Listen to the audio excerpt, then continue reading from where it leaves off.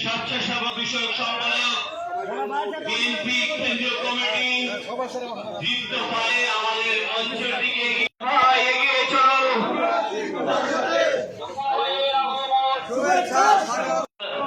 শ্রীনগর কলেজের সাবেক জিএস জনাব সিদ্দিকুর রহমান মন্টু ভাই, আমরা আসন্ন শারদীয় দুর্গোৎসব উপলক্ষে আপনারা জানেন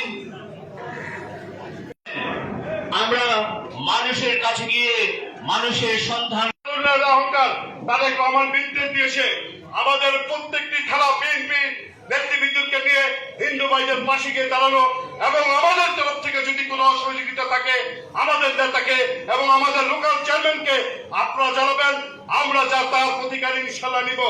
আমরা আশা করি হিন্দুদের মাঝে আমাদের যে জনপ্রিয়তা ছিল আমরা আশা করব আগামী দিনে বৃহত্তর আকারের স্বার্থে এই এলাকায় আপনারা আমাদের পাশে থাকবেন। আমরা চিন্তা করি এই এলাকার হিন্দুরা বিএনপি আওয়ামী লীগ নয়, তারা সাধারণ মানুষ, তাদের পিছিয়ে থাকার দায়িত্ব আমাদের বিএনপিতে রয়েছে। আমি একটি কথা বলে আমার প্রিয় নেতা বীর শওকত আলী শফি ভাইকে বলবো, এই এলাকার টিএনও সাহেব ওসি সাহেবকে বলবেন, আমাদের প্রিয় নেতা হিন্দুরা এখানে কিছু তাদের লোকাল সমস্যা রয়েছে, আমাদের সভাপতি সেক্রেটারি ছিল আমাদের বোধক সহ আপনারা গিয়ে টিএনও সাহেবকে বলবেন এবং আমাদের চেয়ারম্যান সাহেব যাবে, যেখানে আপনাদেরকে আপনাদের জায়গা জমি এবং মন্দির নিতে যাবে আমরা আপনাদেরকে কথা দিচ্ছি এই সর্বদানি সহ আমরা আপনাদের পাশে থাকবো। আমি জানতে পেরেছি এই এলাকার কিছু হিন্দু ভাইদের জায়গা এই মন্দিরের আশেপাশে যেখানে খাল ছিল রাস্তা ছিল আপনারা নেওয়ার জন্য চেষ্টা করছেন। আমরা কিন্তু আপনাদেরকে বলে দিতে চাই আমরা কিন্তু কেউকে দলও দেখবো না, কেউ আত্মীয় দেখবো না, আমরা দেখবো এই এলাকায় হিন্দু ভাইদের পাশে আমাদের থাকতে হবে, তার জন্য আমরা সবাই থাকবো।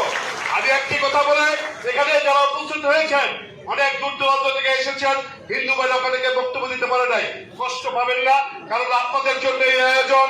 আমাদের চেয়ারম্যান এবং আজকের প্রধান অতিথি আপনাদেরকে দিক নির্দেশনা দিবেন। আগামী দিনে যেই কোনো হয়তো আপনাদেরকে টেলিফোনে কেউ টাকা চেতে পারে, চাঁদা চেতে পারে, স্বয়ং আপনার শোভু ভাই এবং চেয়ারম্যানকে আপনারা জানিয়ে দিবেন, সঙ্গে সঙ্গে তার প্রতিকার হবে।